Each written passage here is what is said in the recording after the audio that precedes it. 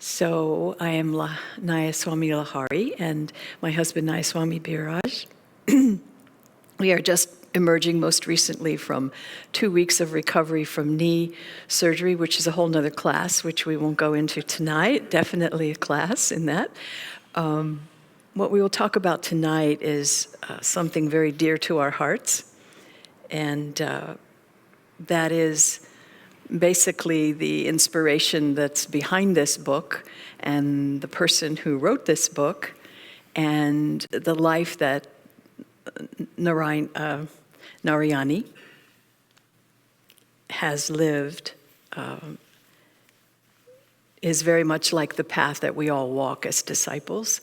So I thought it would be fun. We were, before knee surgery adventure, we were in India for 7 months, 4 months, 5 months.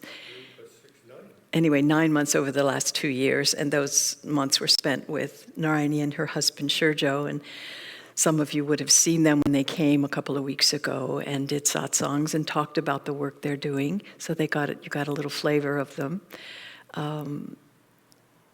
When I first met Narayani, we were living in India, and she, as she'll describe in the book, came and met Swami in Assisi. And then he was coming to India, so she came to India. And she was, like many of us, well, I look at the room and most of us have gray hair, except for David, and Gertz has some. So we've been, and some of us have been around for a long time. And it's been fun for me to see coming into Ananda and remember, as her heart remembers when she met Swami Kriyananda, when she came to Ananda, my heart remembered what it was like to be a brand new devotee, just discovering the path, just finding the Guru, just finding Swami Kriyananda, meeting him, recognizing. In her particular case, she had a soul recognition that he had been a king and in a past life, and she had been with him in that life. And so she just looked at him and said, "This is my king. I feel this is my king."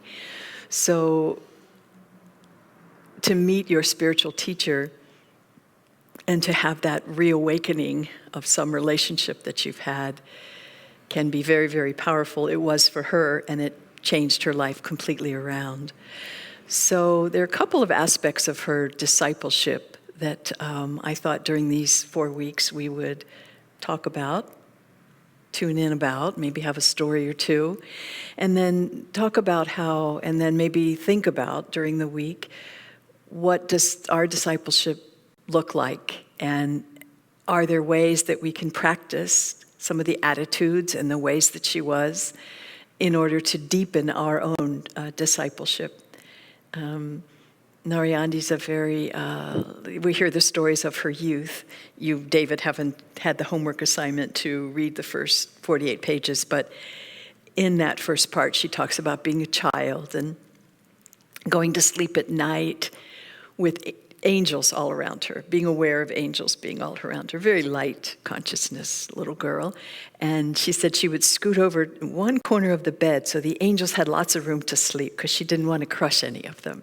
So, imaginative, maybe she saw the angels, maybe she just felt them or imagined them, but that kind of a child, very light. Her family had a bitter divorce, as she describes, and because her father was like her spiritual friend, he was interested in yoga and meditation, and he would give her books. And she was a child, and she would read them with great interest. And then she found that once her parents separated, her father was getting more and more and more into yoga and meditation. I think he has a bit of monastic samskar, we'd call it, where some past memory is that you go off and you leave everything behind, and then you immerse yourself in the search for God. But he had a family with 2 children, and he was kind of trying to go a little more in that direction than worked with his wife. So they separated, and there was a lot of pain around that. So as a way to comfort her mother, she used to sleep with her mother because she wanted her to, feel better. So just a heart naturally sweet, kind, full of compassion, even as a child. And that remains today in all the things that she does. Now, you see, God finds a disciple who's really willing and really open-hearted and feels the inspiration and feels the attunement, wants to have the attunement, and is willing to open their lives.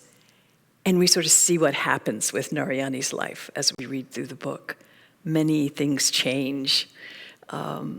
She said the first time she really met Swami Kriyananda was her father had been to Ananda, CZ, and came home saying, "You must go there. These people are wonderful. You're going to love it." She had already studied the SRF lessons, Self-Realization Fellowship, but she wanted to know how to live it. She'd studied and she had techniques, but she didn't know how to live. And so the Assisi community she visited at her father's enthusiastic recommendation, and that's where she met Swami Kriyananda. So she decided all these people are living these teachings, and look how happy they are.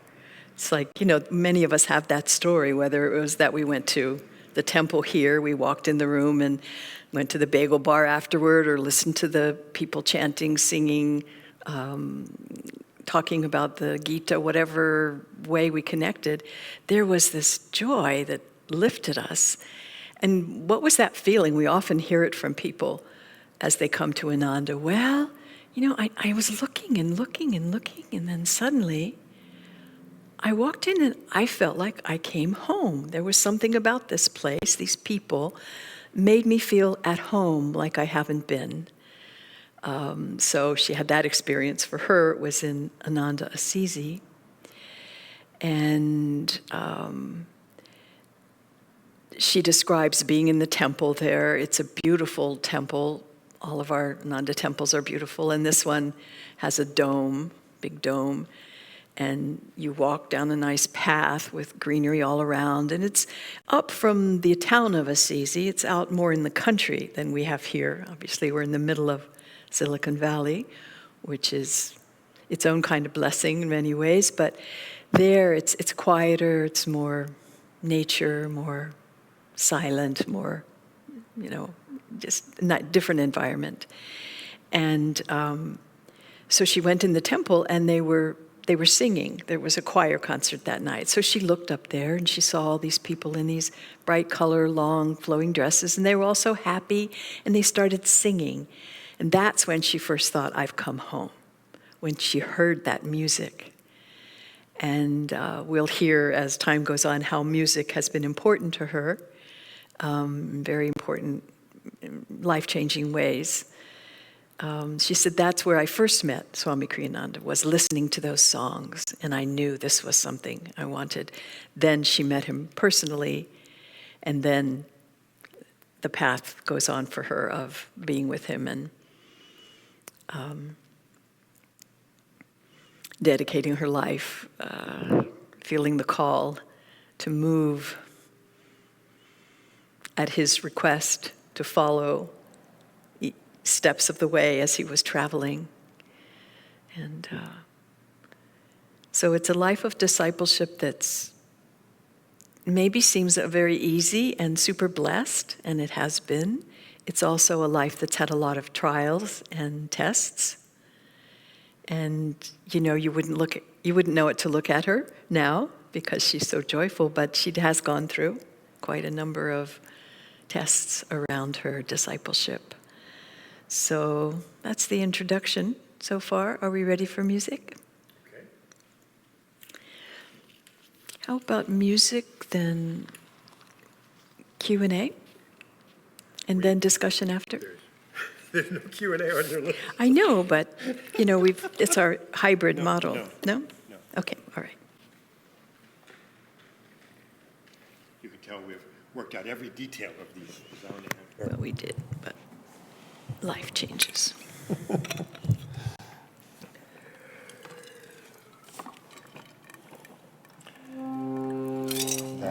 concert that really awakened Narayani's eyes and heart to who Swamiji was and what was coming through. I think this chant helps us all to remember that feeling for ourselves.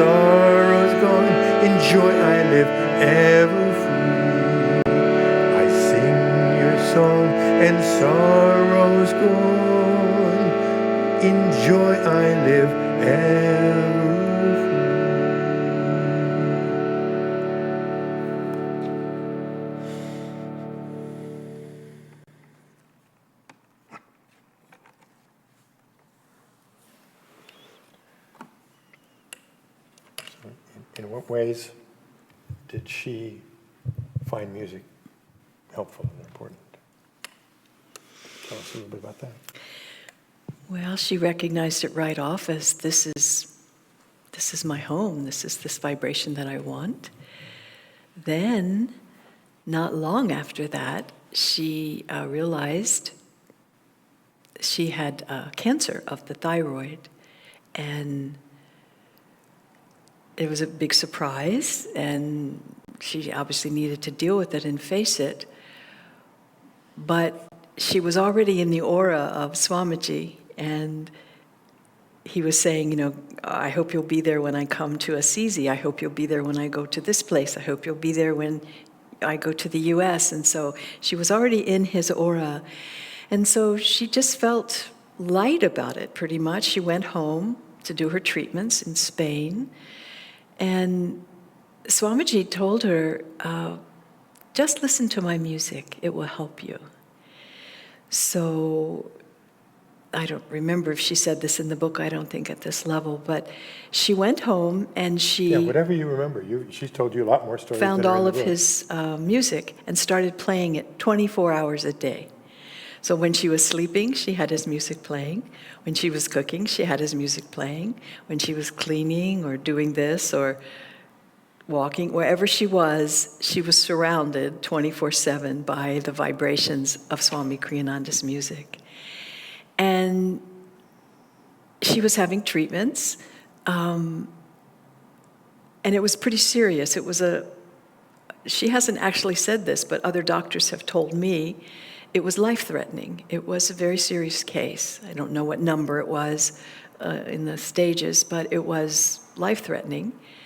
And suddenly, in a very short period of time, after she'd been listening to this music and immersing herself in it, and one could easily say the vibrations behind the music, Swami Kriyananda's and everybody's prayers for her, the masters, Yogananda, her guru, all of that energy was coming through, and she was wide open to receive it. She was healed from her cancer. And then she just sort of accepted that. Then she continued her time of being with and traveling and working with Swami. And then when she opened the cafe, she spoke about this when they were here. There's this wonderful cafe in Mumbai, India, called the Ananda Cafe, and it's beautiful, and it's a busy area, very sattvic. And when they talked about how will we make this a vibration that will be different, there are a lot of cafes. Mumbai's a city of, I don't know how many millions of people. 23, I think. 23 million people. It's not a small town. So a lot of cafes, and it's very popular, and it's a high-energy place. It's kind of the finance capital. It's the Bollywood capital. There's a lot of artists, and, cafe society is a big deal. Every corner has, one or two or three cafes within walking distance. And so they said, we want this to be Ananda. How can we make this the expression and the consciousness and the vibration of Ananda in the middle of the city when people come for coffee? That's a kind of a different place. It's not a temple. It's not a teaching center. It's not anything you would think of as overtly spiritual. But they had this intention that we're going to do it that way. We're going to have, this is going to be for Swami. We're going to make this a cafe that is Ananda.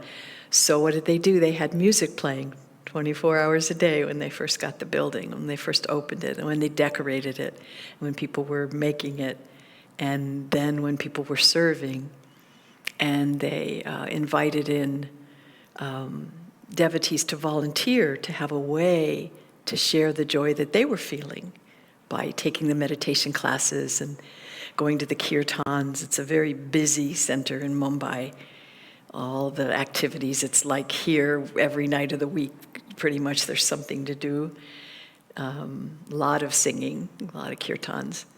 And so those people would have a chance to serve, and they would come there and they would sell books of Ananda, a few books, and then people would say, I want to learn more about this. And they have this little tiny, it's in the city and space is at a premium. So you could probably fit 4 people really close together on the floor of the little tiny meditation area in the back of the cafe. And there's a big spiritual eye, and it's all blue with like white sparkles around it, and it's a little cave. And you go in there, it's very quiet, it's been soundproofed, it's in the city, so it's got thick. And so, people go in there, and they feel the silence. And people who come, when I first said, well, I want to stay here when I come to Mumbai. I just want to be in this little cave here meditating, You have India has many wonderful traditions. There are legends of great yogis living in the mountains in caves that just never leave. And you go and you meditate on the other side of where they're supposedly there forever. We don't know, but very powerful caves that you can meditate in India. And there I was in India and thinking, here's that little cave right in the middle of Mumbai, of all places. But they really sought to have the consciousness be Ananda, and it has succeeded very well.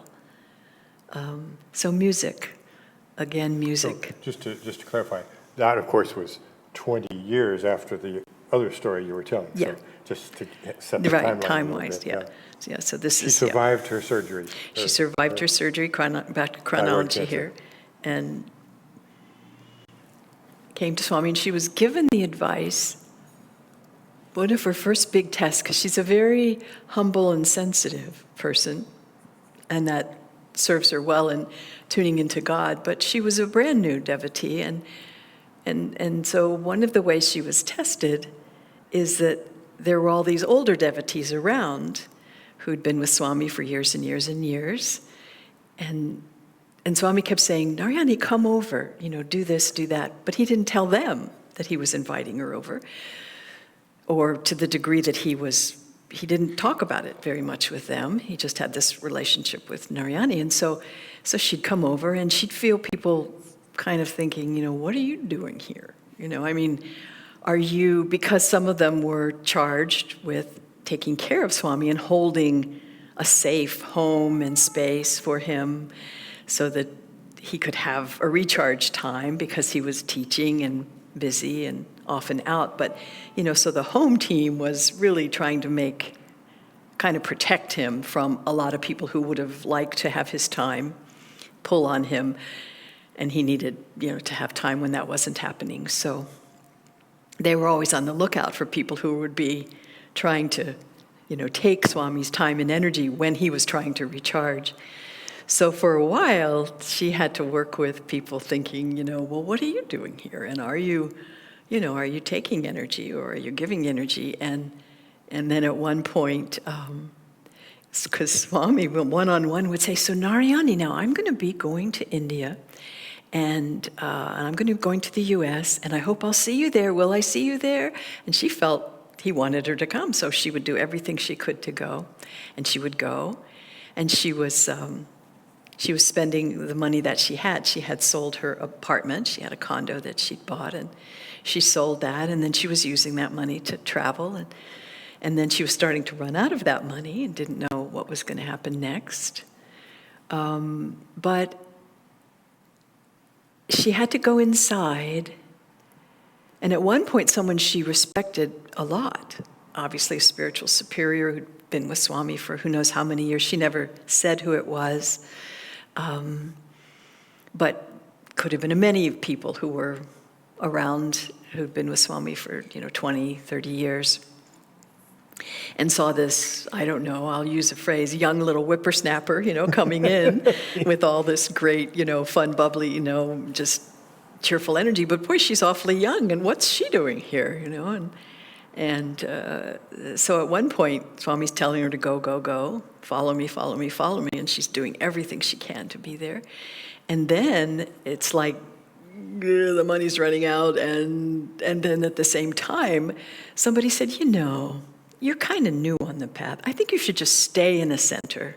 Just stay and, live the life, ground yourself, just live in one community. And it's, reasonable advice for a new person. It can be useful to be part of one community and go deeper in it, of course. But that wasn't the guidance Swami was giving her. It wasn't what he was asking of her. So she had to tussle with that. Do I follow these people who've been around so long?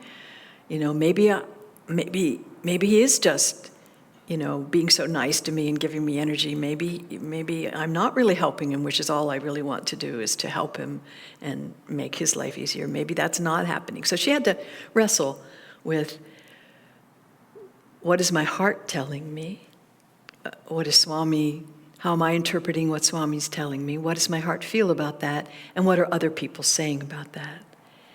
And that's one of those tests that I know many disciples have to figure that out.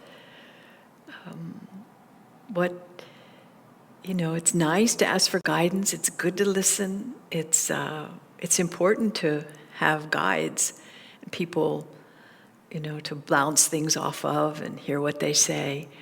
But we are tested, and sometimes somebody says, go do this, and that's not really what's right for your soul. It's not really what God wants you to do. And you have to stand up and face it. And, hope like anything that you're not going against God's will. which she did. She took it very seriously, and that was a big test for her. Like in that story we read of Swami Kriyananda's love perfected, life divine. The heroine in that story is determined to find God, to grow spiritually. In that particular case, it's because she's met a soulmate, and that soulmate, they've been together in many lives, and that soulmate is at a little higher level than she is at this time in their meeting, in the present life. So she knows that in order to be with him, she's going to have to up her spiritual game, as it were. She's going to have to really take her spiritual life seriously. So this soulmate sends her to a person who's like a guru, who is going to tell her how to live the spiritual life and focus one-pointedly. So she's in that training, and she gets tested severely with doubts. I think doubt is one of the big spiritual tests that maybe all of us have at some time or other. Swami Kriyananda once said something about that. He said, in a past life, Swami said, I was a doubter. So if any of you ever have doubts, those of you who are learning from me and listening to my lectures and trying to understand the spiritual path of this line through what I say and what I've seen, if you doubt, don't worry. Don't worry. I attract doubters because I was a doubter. And he said, and that's why I was given the job of teaching. I said, his guru, Yogananda, said, your job is to lecture and edit. What else? That was it. I mean, there was two things he said in the early days, and then spiritual communities was later. But so to lecture, and Swami Kriyananda was a monk at the time, and he was really enjoying being behind the scenes and having long meditations and being a monk. And he just said, but I don't want to lecture. He said, well, you're going to have to learn to like it because that's what is yours to do.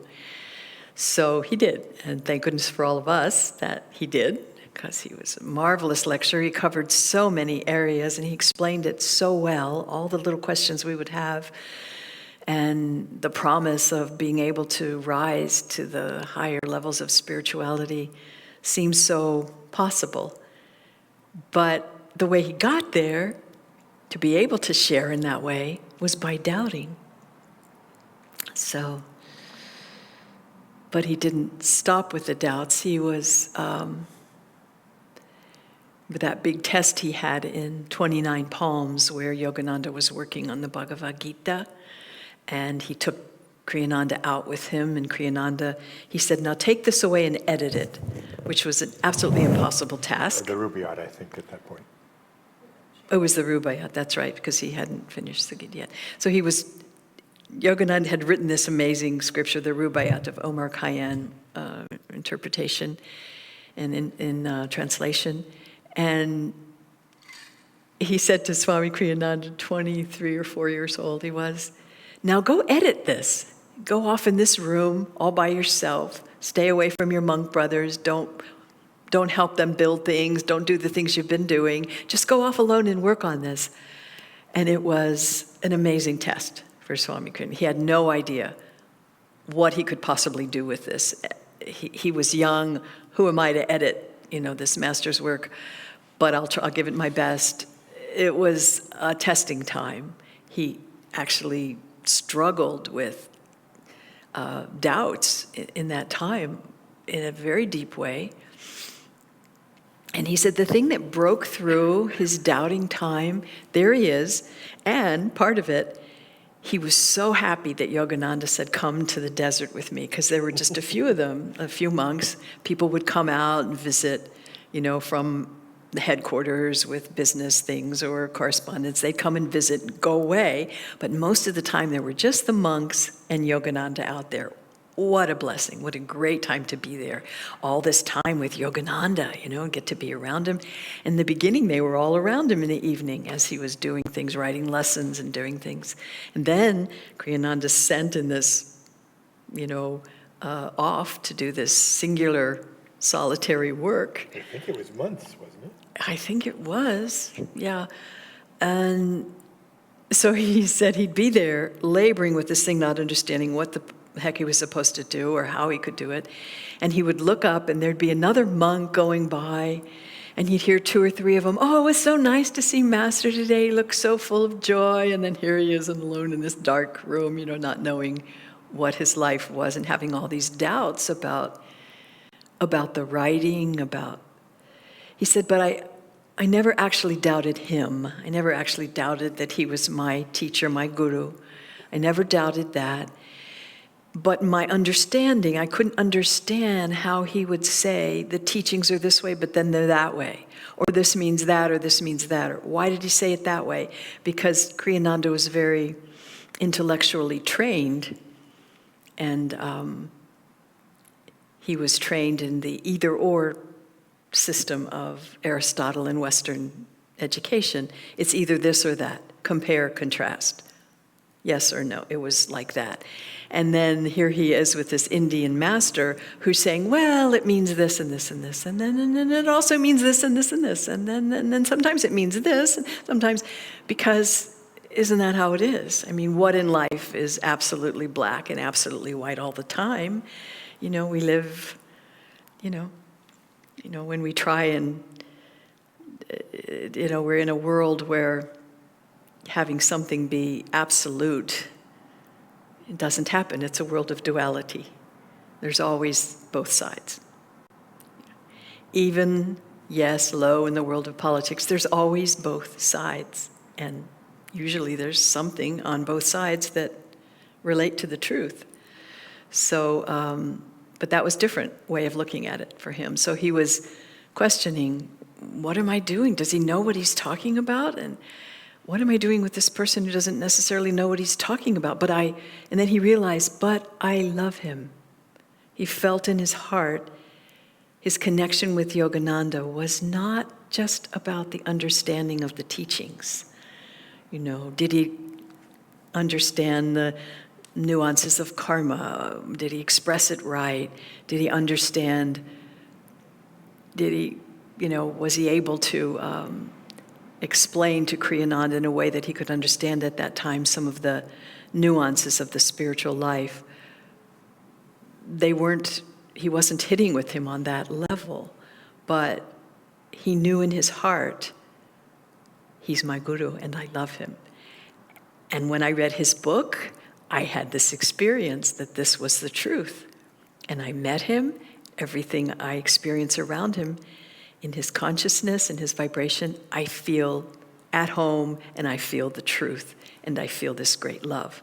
So, I'm not going to let that sway me. But he still had to do the battle of the doubts. But I think he never doubted again after that. I think that was the final end of that karma that he'd had in past lives, who knows how many, but he knew he had it with Yogananda in the past. Can I ask you to fill in a couple of stories that you yourself experienced with Narayani? One that comes to mind is you were there the first time that she re-met Swamiji in India. You saw that first week that she came to India. Can you tell us anything about that time that we all interacted together when she and her father were just meeting Swamiji? And do you remember any of those? What was going on with that whole event? I think it was Swami's birthday. Mm-hmm. Swami's birthday. So it was 2004, I think. So it was in India. We were always looking for venues because we didn't have our centers, we didn't have buildings, we didn't have temples. So it was always, where can we meet? Where can we have a meditation class? Where can we have an event? So often it was an opportunity for people in the Sangha, the Indian devotees, to come up with an idea. So one of them said, well, where I live, and this is often true in these housing societies, which are often, 30 stories high, they have a clubhouse room where people can have for their family parties or gatherings, and so she had found one of these little rooms. And we, in our inevitable Ananda fashion, all the decorators will appreciate this, you go in and it's a vanilla room. I mean, nothing room, zero. With a and lot of sometimes dust. with dust, and sometimes even dirt, and it's India. So sometimes it's, really, we're going to bring Swami in here, and so all of us would run around like anything to find the fabric and drape everything and then clean as best we could for the time we had anyway. We'd make the room ready. So the room was ready, and we decided there was an inspiration that we would have a little bit of the peace treaty. We would act it out. Because if you're around us very long, David, you might very well be pulled into some kind of a play, and I see Gert smiling over there. Don't smile too broad, Gert, because I think we could ring you for a couple of the characters in P.G. Wodehouse, and then we'd be off because we like to play. Swami always loved P.G. Wodehouse and the humor, the kindly humor that he saw, the British aristocracy and all the characters in England society. And so we were going to do, Swami Kriyananda wrote this play called The Peace Treaty. And there are a couple of really good scenes. So we decided to do one of the scenes. And so everyone's trying to costume themselves at the last minute, very Ananda, and get some kind of thing to make look like a stage up there with light and some way for somebody to dance. And then into the middle of all of this come Narayani and her father, who had been to Assisi, remember? And after his time in Assisi, he went back to Elche to open a meditation group because he loved what was there. This was his home. I mean, this is his line. This is his guru, Yogananda, he recognized. So he went back to do that. So here he is now visiting her father. Her father now comes to India because Narayani's on a pilgrimage there. I'm not sure if she was on a pilgrimage there. I can't remember why they chose No, that I remember. She time. came with Vairagi. Because to meet Vairagi. She came to meet Vairagi because one of her dear friends who was a nun for many years at Ananda had been, the original inspiration was helping the group in Elche, Spain, build the meditation group. She would come over from Assisi and help them. So she had been diagnosed with cancer, and Narayani wanted to see her. So she said, I'll come to Assisi and see you. I want to see you, and be with you. And Vairagi said, no, meet me in India, because I'm going to India on a pilgrimage.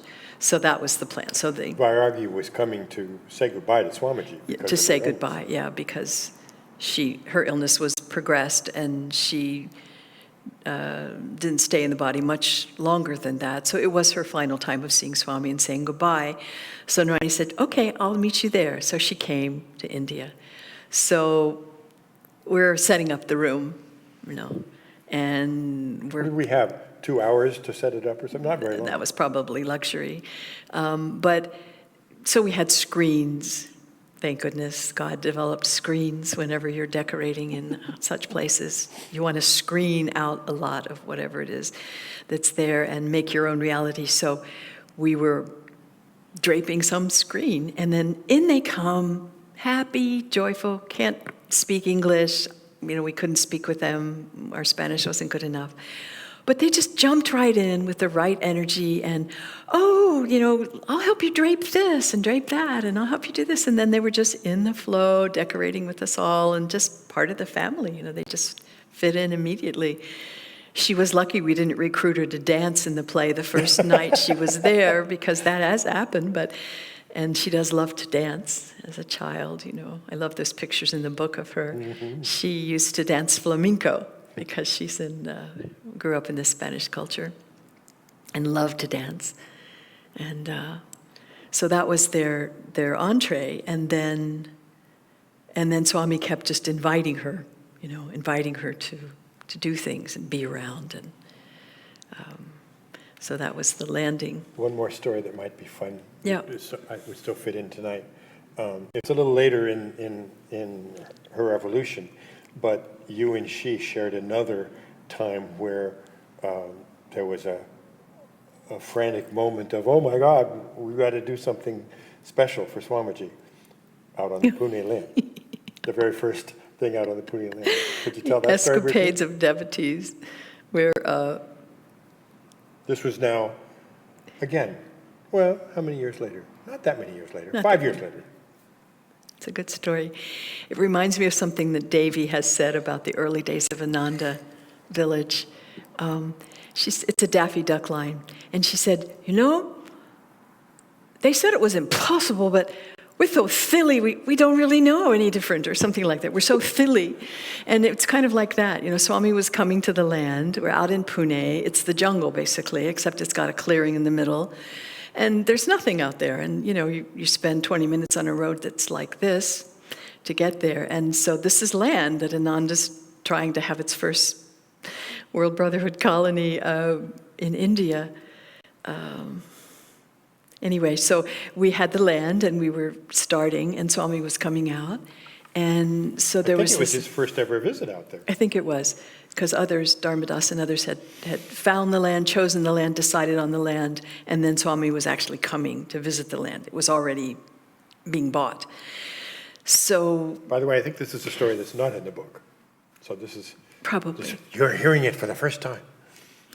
So, Narayani, amazing. So she and I decided, okay, we're going to have a special, sattvic, uplifting, beautiful meal out there for Swamiji. So we bought, beautiful, glass plates and matching everything, and we were going to make this big pasta meal, and it's on the land, and there's nothing, and so there was a little kitchen. There was a little kitchen. It had a two-burner stove. One tiny room with a single burner. Single burner, you could boil the pasta, there was that. So, but here we are, there's no building, there's nothing. So once again, screens. So she decided to find pieces of wood. She got one of the workers out there. She was amazing. She went out one day, she said, I'm going to do the decorating. I said, Narayani, it's hot out there. When Lahari said there was nothing out there, it was mostly jungle, big, wide, open area that was mostly flat, and one tree, one huge mango tree. And that was all, that was what they had to work with. One big, old, huge mango tree surrounded by a whole bunch of dry grass, basically, that time of year. So Narayani said, so I'm going to go out there. No, there's a picture of this in the book. I'm going to go out there and see if I can't decorate it a little bit. Okay, Narayani, I'll stay back here, and we'll get all the dishes packed, and we'll get everything. We'll get the tables and the cloths and the tables, and, we'll just chairs. We'll do all that. We'll bring it out. So she went out very early in the morning, and she found the man who wore a turban. He was one of the Indian natives, didn't speak, of course, any of our language. What was his name? Baba. We called him Baba. We called him Baba, and he was on the land as a caretaker, and his family lived there, and they lived there for a long time. And so they sort of knew it. So she gets Baba in the game, and they fashion this backdrop screen and drape it with these beautiful, we got all of the saris that we had out, so we got all the saris and covered the screen, and then got the rugs that we all had and put on the ground, and got the plastic chairs that we had and covered the tables with silky stuff. And anyway, so then Swami comes, and there's this picture on the land. It's one of the great ones. So Swami's sitting there, royal, with the king, and Nirmala's on one side, and Dharmadas on the other side, and this throne is sort of made behind him in the middle of the jungle, and he's just himself, just, sitting there. And then we proceeded to serve the pasta and the, everything, and that was one of our adventures. Then we did something out of nothing. Manifest. In a few hours. Yeah, miraculous. And then one of the stories she doesn't mention about herself, so we were having a Bhumi Pujan on the Pune land. That's, Bhumi means land, and Pujan is a blessing, doing a puja. So every land in India, it's very important that you bless it. And there's certain ceremonies that you do, and you crack a coconut. The Westerners always laugh about, what's the crack the coconut thing. We don't even really know what it means. I'm sure it has some deep divine significance about the coconut which is a mystery to us, but we followed it. And there is the fire ceremony, which we understand. You're dedicating your life, you're dedicating this land to God, you're dedicating, singing and praying, and we understand those pieces of it. So this was coming up, and a lot of people were coming from the West. Many people in the West had helped to buy the land. It was a 4-day weekend, I think, It was of events. 4-day weekend of And events. we'd all only been together out there for 3 or 4 months, maybe? And I think as I look back, the karma yoga opportunities that we were all called to do, required to do, absolutely made to do, in order to make it happen, probably shaved off about 2 incarnations of necessary living. So thank you, God, for that weekend. It was crazy, and it was wonderful. And people were staying, and we ran out of room. We didn't have room for them to sleep. So Narayani, and the guys, all of us, let's get tents. We'll put them on the ground. People can camp out. Well, more people kept wanting to come. It was Swami Kriyananda. It just kept building. So all the tents got full. So first of all, Narayani said she had a little room. Some of the courtiers by now, by the Bhumi Pujan, I think there was some place she could sleep.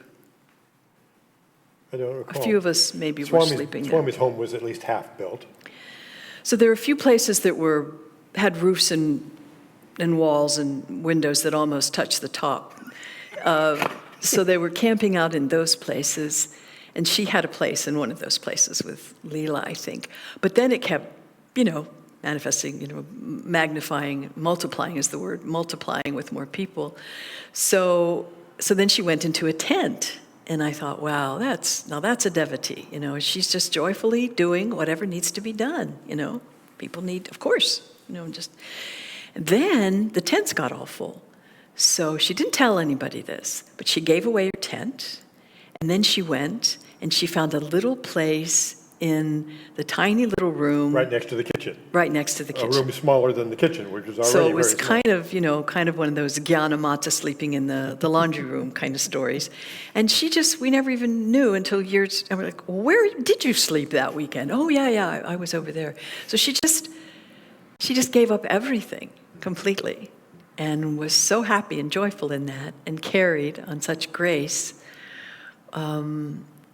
It just reminded, those early days of finding the path and knowing that you don't need anything else. If you have that joy, if your meditations are going well, if you feel that attunement with God, gurus, Swamiji, one's teachers, if you are able to be flowing in that grace that comes with that, nothing else matters. So it was just really inspiring to watch her, and it continues. Then we had a special kind of friendship, and I think it's just incarnations of, Why we do about 4 or 5 minutes. Yeah. Anyway, maybe we don't. You can do 4 or 5. So during the time when she was being tested, it's not always easy to live. What many of us say, if only I could have lived with Yogananda, wouldn't it have been so wonderful? And maybe it would have been in many ways incredibly wonderful, and also very, very difficult. I watched, as people lived around close with Swamiji and on a daily basis tried to keep up with his energy to do what was needed in their own areas of service, and it would keep getting bigger and more things would happen and it would be changing on a dime. And in India in those early days, what I said of Swami when we first came to Gurgaon and he was up there and it was beginning Ananda, India, I said, this is like the Big Bang, where energy just goes out in all directions, just, universes are being formed with just this big energy that's just, it took your breath away, really. This is 2004, 20 years before what's been developed in India now. Swamiji just had to put out so much energy. He didn't have that many years. And here it was, finally, he could land Yogananda's work in India, because Yogananda had come from India to give the West. That was his work. So India didn't really know him. And what we found in coming back is now India was really ready to know him. Not just him as a man and person and wonderful that all that is, but his way of expressing the teachings of Sanatana Dharma, of yoga and meditation and Kriya Yoga, through energy, through science, the Dwapara Yuga way of presenting these ancient teachings that people in India had been raised with but didn't understand. It didn't relate to them. They'd go to these elaborate pujas, days long, of people singing things they didn't understand in much part, making lots of incense and lights and candles and noise and, big scene, dancing, lots of things, lots of energy. But they didn't really know what it meant. They couldn't really feel connected from the inside, the younger generation we were working with. They say, my grandparents took me to these things, and I went with them. I love my grandparents, and we would go, and we would sit there, and they would be, doing their thing, and it would be happening, and all this stuff would be going all around me. I didn't really understand, and I'd always kind of want to go, and I'd say, Grandma, can I leave? No, stay here. Okay, I'll stay. And they would tell us, really, we stayed for the ladus, which are the sweets that come at the end. That's what the children, it's like, okay, you get a ladu, just hang in there, But then when we came back to Swamiji and Ananda, and Yogananda's teachings, they were ready, because they were looking to the West for material efficiency and prosperity and health and happiness. They were, really looking to the West for ways to lift up their society from where it had been put down by many conquerors and such. So they were ready, and so he had a lot of work to do. So it was wild and crazy in those days, and it was a real hot spot to be right in the middle of Swami's world, which is where Narayani was. He wanted her there to help out, so she was there helping out. And sometimes it would become, with devotees. I don't know how much we do that anymore, actually. Oh, too bad. That we set devotees' hair on fire with so much. Oh, just ask James. I think they still do that from time to time. James, does your hair still go on fire? That's why it's red. So it's still happening. That's a really great opportunity when there's just so much more to do than you can, and then you just have to expand yourself. And there are times when it feels like your hair's on fire. So she was in the middle of all that, and we had one of the flats where we were all living, and every once in a while she'd call me up, and she was like many years younger than I am. She's young enough to be my daughter, but feels more like my sister. So she would call me up and say, gosh, could we have a little chat? She'd come down, and my great gift to mankind at the time was in the hot world. It was cool in our house, and I had a refrigerator full of little fruit juices and sparkling water. So we would have a fruit juice and a sparkling water, and we would sit and we would visit, and she would, would ask, well, what about this? And well, that's happening, and what about that? And, she just had a friend, we were just friends. We could talk about it, and I could listen and share, and she could share and listen. And so that was a deep part of the bonding of our friendship, was sharing when times were difficult. Because everybody's happy to share in the temple when there's a big event, and isn't it great? Come and sing, come and meditate, all the things we love. That's the easy stuff. Not always easy to get yourself there, because delusion is strong, believe me, we all know. But once you're there, often turns out pretty well. But when it's tough, when you're having karmic challenges, when you're having doubts, when you don't understand, and you think, maybe I don't belong here because I don't understand anymore what's going on. I'm confused. That's when our divine friends are more important, and that's when we often forget about them because we don't want to bother them. This is self-revealing, I won't say self-revealing prophecy, but self-revealing, because I know that's how I am. I would always like to serve somebody and share joy with them, but I don't like to ask them for help. So it's something that as devotees, it's good to have friends so you don't feel like you're asking for help. You're just having a tea or having a walk or having a time, or, that community, that way of being in community. If we remember to ask each other for the visits, the teas. And luckily that's what Narayani did with you. Yeah. In 2009. Yeah. Yeah. And Yeah. 10. Yeah. Yeah.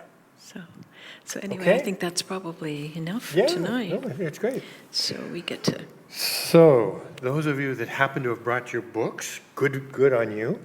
I didn't remind you to do that, but I'm glad many of you did, because we're going to turn a corner now and really just dive into some of the actual phrases and self-revelations that Narayani has done with her book for us. So, pull that out, and we will dive into a few parts. Who remembers it isn't a novel assignment that we put out there, but who remembers and can tell us back what kind of, how to put it? Struck you or inspired you? Yeah, what did we ask you to do about coming to this class? I know we're supposed to pick out like 3 sentences. Right. That were what? That part I don't remember. Okay. That's okay. That's 50 half That's credit. right. Half credit. Who remembers what the other half of the assignment was? Struck you, spoke to you, inspired you. Exactly. So that's what we'd love to do now. I'm going to start by throwing one out for you all. James, is it possible to bring 3 or 4 books for loan for the next 20 minutes? They're wrapped. They're all wrapped. Okay. Yeah. All right. Fair enough. I can share mine with somebody. Yeah, sit with somebody who's got a book, and we can share that way. That would be helpful. Let's turn. You and I can share a book, yeah? Okay. Do I need it? You want Yeah. a book? Just to have it handy. Let's turn to page 28. You and or your buddy Maybe that you're sharing Chidambar could with. share with Sharmila. Yep.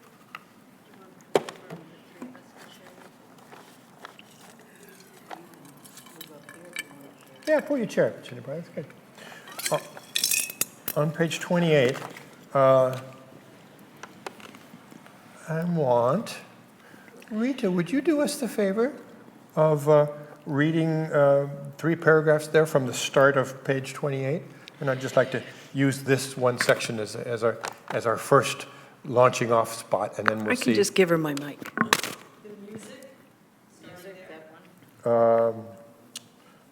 Page 28. It starts. It starts on the page before. Then they started to sing. Their voices were divine, as if a host of angels had just descended. This is that choir, that first choir. What do you call it? First choir concert that Narayani attended in Assisi. And that's. Go ahead. Then they started to sing. Their voices were divine, as if a host of angels had just descended. Perfect harmony. My mind, Now we're at the top of 28. My mind, usually so restless, became suddenly still and quiet. I was fully in the present moment, here and now.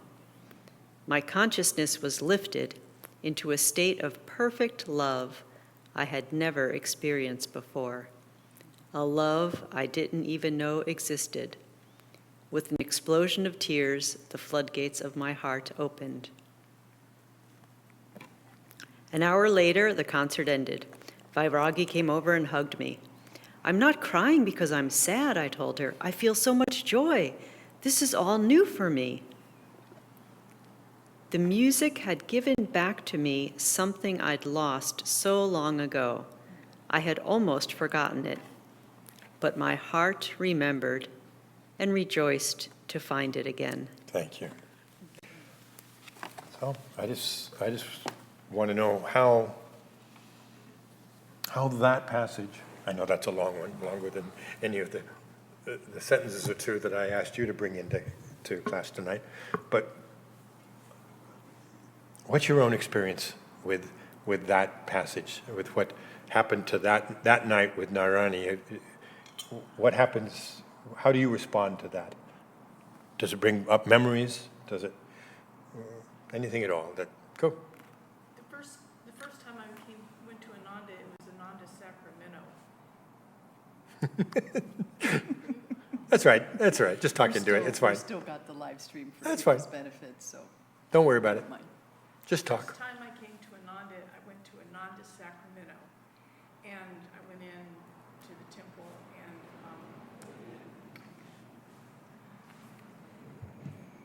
I don't know.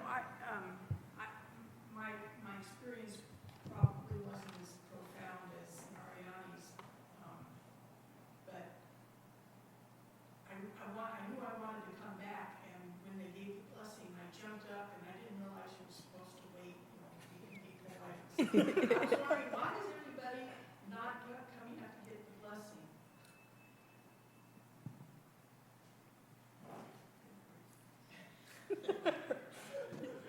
You didn't know it was going to be so complicated. Thank you. We're a team here. You were brave enough to volunteer, no matter what we were going to do to you. And, Thank you. and I mean, I just loved all of the music and everything. I don't know why. And I was hoping that it would be the same when I came back next week. So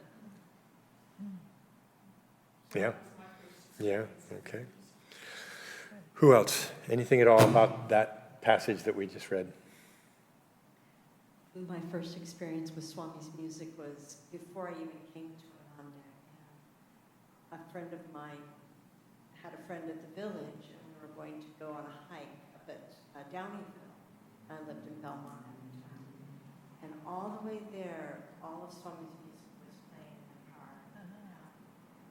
And it was so moving to me. I could not get enough of it. And it was Agni, actually. Ah. And so Agni was one of the very favorite musicians. He probably interpreted Swami's music as solo singer better than almost any singer we've ever had. Had a gift. And it was quite an amazing day, this beautiful day. And then when we got back, I told him how much I enjoyed the music. And he came down from the sound studio, evidently. It's a sound studio, not At the bottom of Crystal Hermitage. Ioja, Ah, right. Okay. with a stack of CDs, and he gave it to me. And that was the beginning of my path, because I stopped listening to all other music. I just listened to that music. Wow. Wow. Very, Thank you. Who else? Anything at all about what we just read? Welcome, friends. We have some guests who just joined us. Hello, welcome. We were just talking about this book, My Heart Remembers, and specifically about the music of Ananda that Swami Kriyananda has given us all, and we've been singing and playing and chanting, and different people's experience of that. That's what we're talking about now. Kurtz? Yeah, so my first experience with this music was that I was still kind of figuring out what is Ananda, and I was reading, you can read all those different things on internet about Ananda, how he is good or he is bad or all these things. They're out there on the internet, sure. Yeah, but then I started finding this music, and then I felt that music is real, you cannot fake it. I felt that it's probably more on the good side. That convinced you there was something worth Yeah. tuning into, in spite of the other stuff you see on the internet. Cool. Thank you. Anybody else at all? And before that goes further, I have this particular relation. You know, sometimes you just have this with people that you meet at Ananda. And I have this with Gertz. I always like to tease him because he's so serious a lot of the time. And so I usually can get him to laugh a little bit. And that I consider that a good day if I can get Gertz to laugh. But also to watch him come and be the serious man that he is and take it all seriously. And then start to sing the music. And there was another Gertz that started coming out to visit with us. And it was a joyful, open, you know, he just, you know, so I would say music has been the avenue for many of us, and I can see why it sold you. I wound up at Ananda, the village, I wanted to go to a yoga retreat, and that was the one that fit my schedule. But the first thing, music-wise, was Biraj singing "I Am a Bubble." Really? Up there at Ananda Village? Ananda Village, Expanding 95, What 1995. do you know? And that was it. And I bought a few tapes. It was CDs in those days. Yeah. I wore them out. Kept playing them over and over. Yeah. Did you chant in your car with them? Oh, yeah. Cool. Yeah, and the music, some of the musical ones I really liked. Anybody else on this first selection?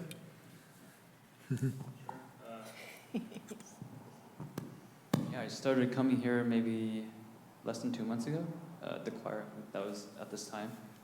And yeah, I'm surprised, like, this guy wrote a lot of music. That's true. That's true. And they're all really great, and yeah, I mean, I would like to listen to his music more. Yeah. You'll get your chance. There'll be plenty more coming. How did you feel trying to sing the music? Did you like to sing it? Was it easy? Yeah, it's quite intuitive the way he writes his music, so yeah, it's easy to follow along. So, let me open it up to you guys who got a chance to read the first 4 chapters. Tell us what passage, what sentence, what paragraph particularly moved you. And we'll see how it touched other people too.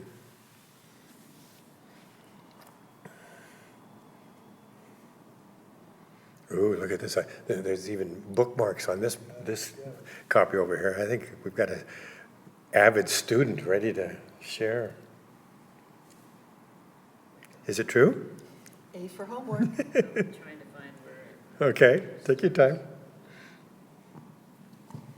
So this is page 33, 33.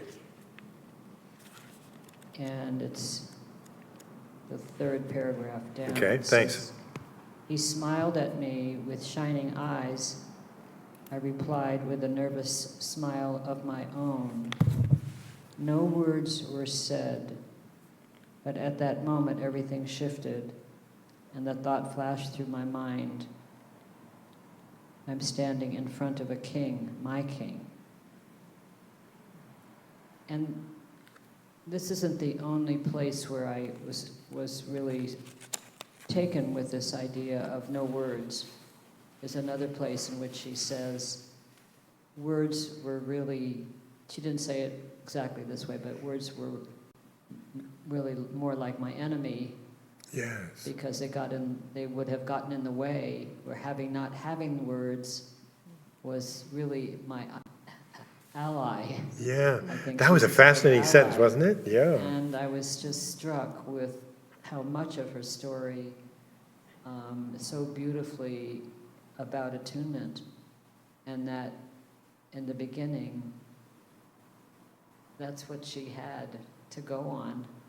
She didn't have the language, though she certainly put a tremendous effort into that over time. She couldn't understand English, she couldn't understand the Italian, but she just said, well, I'm just going to listen to the vibration behind all those words I didn't understand. Exactly. Thank you. Thoughts, comments on this whole idea of no words were said or needed in front of my king. That was her very first actual face-to-face meeting with Swamiji, wasn't it? Yeah. Chandra? Well, after reading this, I feel like I've been sleepwalking the whole time. You know, I don't even know. My awakening has been very, very gradual at a snail's pace. And I would say maybe in the last 2 years, you know, things are starting to, I don't even know what the word would be, maybe just have more of a sense of things, feeling about things. Like I think I know what willingness is now. Mm-hmm. And Oh, you were plenty willing 10 years ago. I remember But not- seeing you work in the... not in the right way. Okay, all It right. wasn't, honest to God, it wasn't. Okay. So, and I realize that now. Yeah. And so anyway, it's just incredible to me, her experience. I can't even really relate to it. I can relate to what you're saying, because when I live with somebody who had experiences more closer in the direction of what Narayani had as she discovered the path and discovered Kriyananda, and I'm very different. I'm like you. It took me decades to really tune into some of these qualities, and so yeah, I get it. It's we just have different evolutions, different histories that are our way of becoming attuned on the path. C'est la vie. Who else? Anything at all?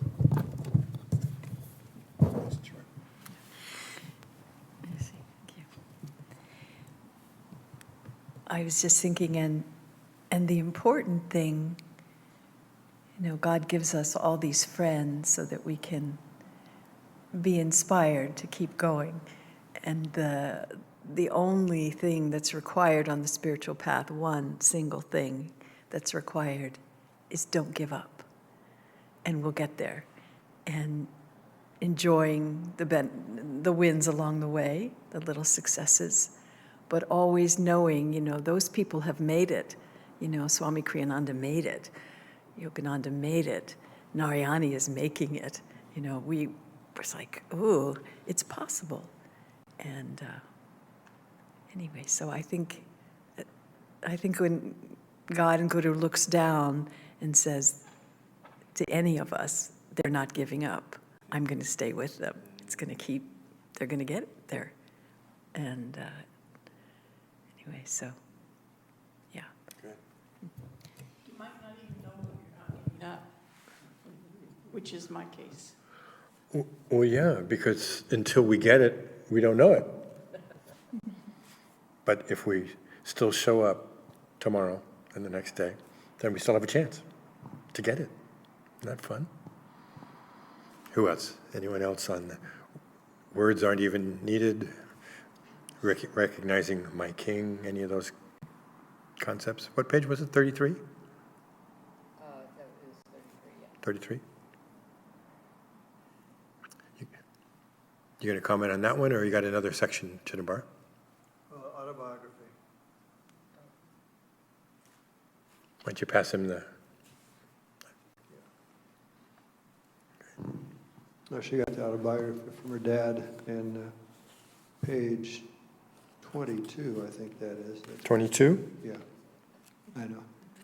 The book took me over completely. When my friends invited me out, I said no, without explaining. And I had to stay home and read. I spent all my spare time with the autobiography, even at work. I kept my mind in that book, thinking about it and what I had read. Yeah. And I remember the first time I picked up the autobiography, I put it down a number of times because it said a saint in LA, and I thought, that's impossible. This couldn't actually be true. But I finally picked it up and started to read it. And I got through 60 pages, and then I said, wait a minute. I put it back down, and I read 3 or 4 pages a night for the next 2 months, because I just loved that book. That was just a fabulous turnaround for me. Yeah, yeah. Who else? Thoughts on the role of the autobiography of a yogi in your process, or in Narayani's process, either one. Chandra? I first encountered the AY in my 20s, and I read it, which is saying something because I didn't read very much. And then again, when I was 60, when somebody suggested it to me, and I hadn't gotten very far into the book, and I thought, I've got to find other people who, I didn't say following these teachings, but I had to find other people that knew Yogananda, and so that's when I looked online and found Ananda. So it's quite amazing, you know, it really, because a friend told me about it, and I got home, and I was ready to just relax for the evening, and then I thought, no, I'm going to go to the library and see if it's there, and the blue copy was, the Ananda copy. Really? Yeah, it was at That the was what was in the library way back then. Yeah, and so I have no feeling about all of this stuff except that something was happening. Churning had started. Yeah, it's not like I felt like I heard music or anything, But it's quite incredible. I have a feeling that all of us, when we encountered whatever made us start on this path, had something like that going on, right? And it's been different for each one of us. Yeah. I think that's what intrigues me is there are people like Narayani who just picked up the book and she was off and running. There was nothing else that interested her from then on. I think my wife was much closer. No, you took how many years? 15 years before you really started to use what you had read. Long and winding road. That's Karma true. to That's walk true. through, yeah. But even just in their first reading, she knew it was true, and I wasn't that easy to convince. So we're just different in the way we approach these, that we respond to these things that have been offered to us. Yeah. We're not. I wasn't ready, and I had to go through a lot more experiences before I could get back to picking it up and saying, I love this. Because the first time I tried it, it wasn't easy. I couldn't get to the end. Who else? Anyone at all? But their experiences with the AY or Narayani's? I hadn't heard of the AY until I was actually here in the sanctuary watching the oratorio again through my friend who knew Agni. He invited us. And I was very shy. There was an intermission, and I said, there's no way I'm getting up for an intermission and talking to people. So I sat. It was right about here. I just stayed seated. And Carol... Redmond? No, a different Carol. Okay. Married to Mike. I can't remember her last name. Anyway, It's all right. She stayed seated also. She was sitting right next to me. And she looked at me and, how are you doing? And then she said, have you ever read Autobiography of a Yogi? That was her next comment. And I can't remember exactly, Yeah. but what I remember is when she said that, I'm sensitive to energy. And when she said that, it was just like the energy just shot right up within her, and it was just like light came through her. And I said, no, but I'd like to. I want some of that light. Huh?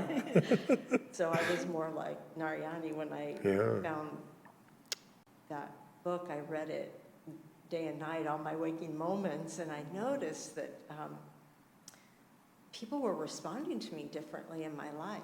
Like people were cheerful because I was so happy. Like my energy had really uplifted just from reading the book. So it was a door opening to everything.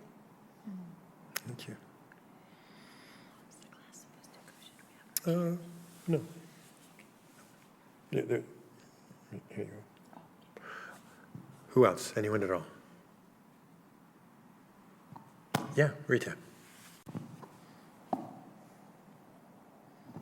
This is back to Narayani and Swami. And it's a line that just reminded me of my experiences with Swamiji.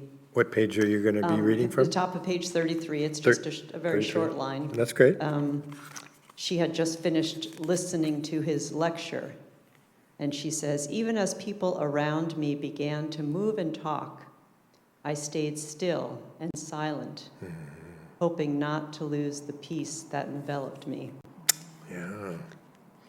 So, That's what Amra was even though talking I've about. been with Swami's music that is transforming every time, even more than that was in the old days when we would go up to the village and Swami would lecture down at Lotus Lake.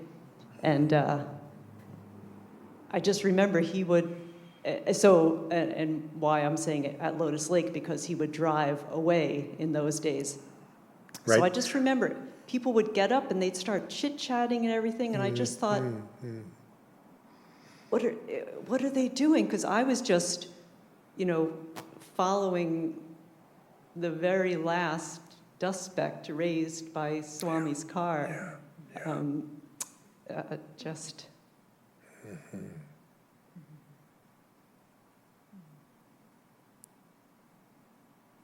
You were No keeping, words. You were keeping that moment, just what Amra was saying. Yeah. Why would I Right. want to interrupt this feeling? Right. Mine was less noble. Okay, all right, fair enough. Okay, all right. Yeah, but the sense that I don't want to move with the risk that I might lose this thing that has happened between me and what just happened. Yeah, and no, I know those moments at Lotus Lake, for instance, when he would rise and slowly make his way over to as close as the car could get to the stage, and those who knew, those who understood, gave all their attention to that moment. They knew this was something not to be messed with or missed. And those who didn't get that went on with their life. And it keeps happening every day. the same differentials, I think that's one of the reasons that the two of us, wanted to help people study this book, because it reminds us, maybe we ought to stay and notice this moment. Swamiji isn't in his body anymore, but we still have those opportunities. They can come up in lots of different places with lots of different people. And will we remember to notice and not just cover the moment over with chit-chat? We recognize that deepening discipleship, we can learn a lot from people like this, who got it, who got those moments and used them, made use of them. Thank you. Anything else on that one? We have time for one more passage if anyone's got a doozy that they want to share. And then we'll close for the night. Who's got the last passage?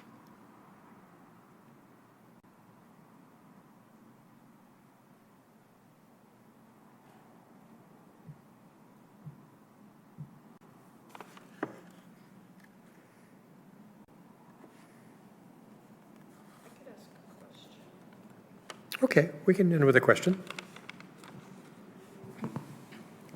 Lahari, when you were talking about Swami, when he came to Master, I was wondering if he had a similar experience that Narayani had when she came to Swami. Because, did the monks accept him? Did he feel included? I don't even know if there's an answer to that. Yeah, I would say Swami was very young. He was younger than the other monks. I think pretty much all the other monks, he was younger by quite a number of years. So they'd been there longer and they had lived in the world longer. They were his elders and had been with Master longer. So when all of a sudden Yogananda made Kriyananda head of the monks, he, there's that scene in the movie, The Answer, where all the monks are sitting around, and Yogananda said, now I want you to lead the monks. So Swami was announcing to the monks that he'd been given this job to do, and he said, Master has asked me to lead you, to be, I forget the words he used exactly, but he'd asked me to be in charge of you or lead you. And one of the monks got up and was just huffy and said, I don't know why, but I hate you.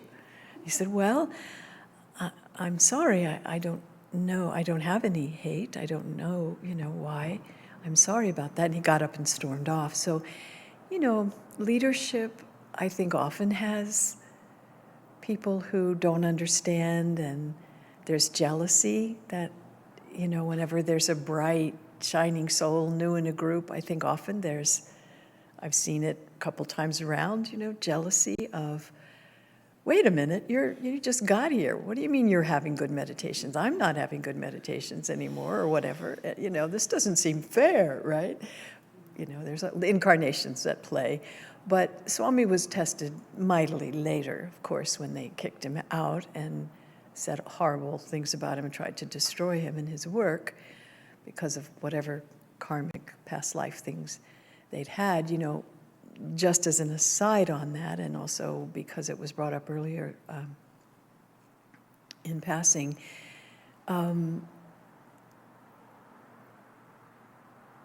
Swami Kriyananda lived lifetimes with Yogananda, and so did many of these other disciples have times with him before.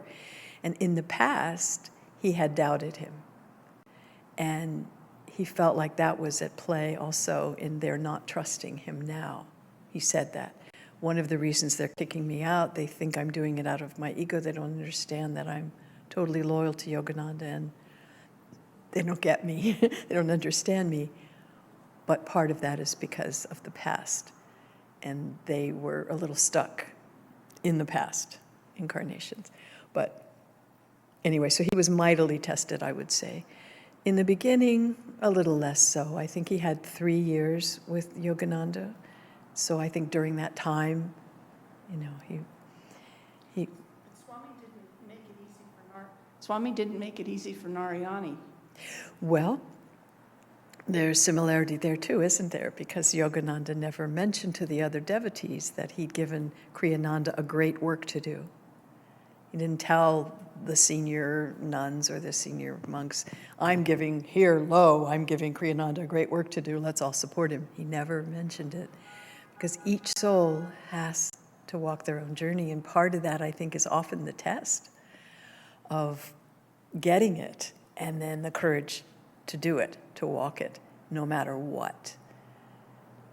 It's not that God wants to be mean to us or make it harder than it has to be, but for ourselves, I think we have to prove to ourselves that it's that important to us, that God is that important to us, that this test isn't going to stop me, that even though they don't believe me and they don't want me to do it, I have to listen to what Yogananda said.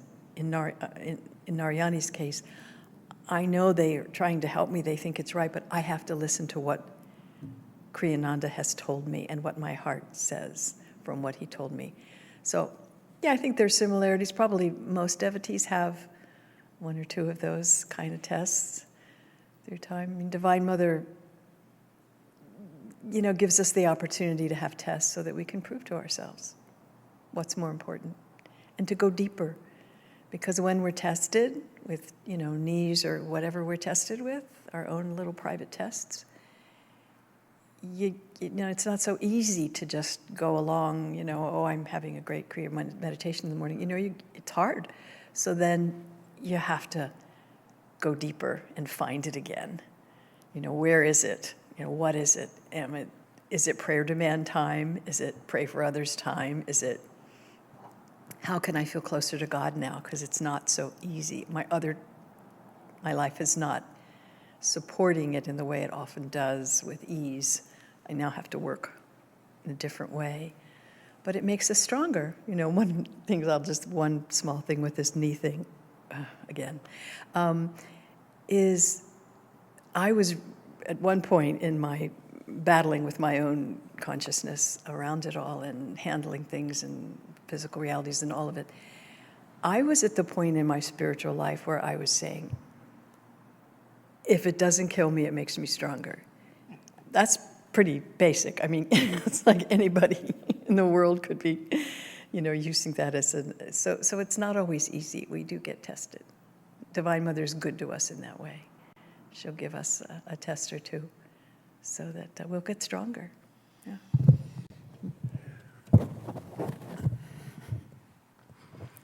Let's pull the energy together for the evening. We've got 3 more weeks of stories of Narayani, stories of discipleship. This last chant is Polestar.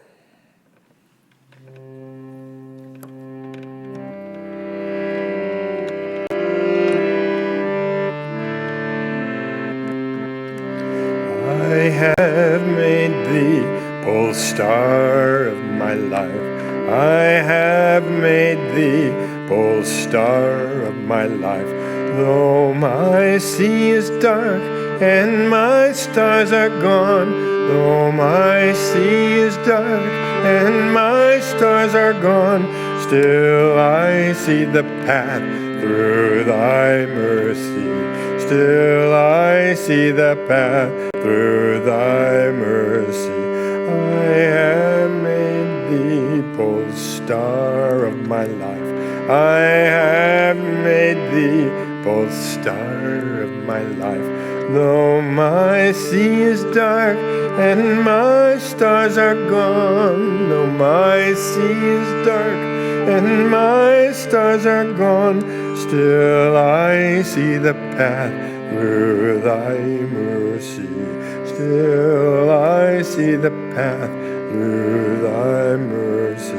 Still I see the path through thy mercy. Still I see the path through thy mercy.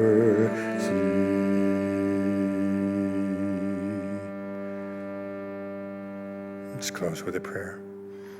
Heavenly Father, Divine Mother, our friend, beloved God, great gurus of self-realization,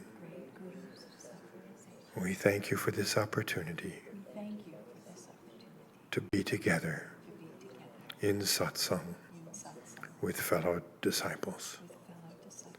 Help us to know that you are always there, waiting for us, showing us the way, if we will but choose it.